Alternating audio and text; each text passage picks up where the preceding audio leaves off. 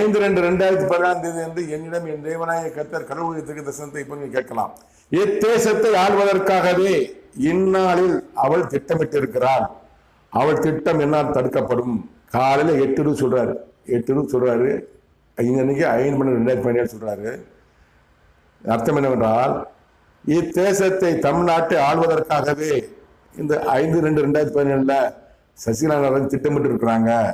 அவள் திட்டம் என்ன தடுக்கப்படும். என்ன பண்றாங்க, 5/2/2017 சசிகலா நடராஜன் காலையில நடைபெற்ற எம்எல்ஏ கூட்டத்தில் தமிழக முதலமைச்சராக தேர்வு பெற்று கடிதம் வாங்கிறாங்க. எல்லாமே எம்எல்ஏ கடிதம் வாங்கிட்டாங்க. 10:30 மணிக்கு கடவுள் சொன்னது 8 காலையில் 8 திட்ட தரிசனம் திட்டம் போட்டாங்க. 6/2/2017 பன்னீர்செல்வம் பத்தி ராஜினாமா செய்கிறாரு. அன்றைக்கு 6/2/2017 மதியம் 2 மணிக்கு என் தேவனாய கர்த்தர் கடவுள் கூறியது, இத்தேசத்தை ஆள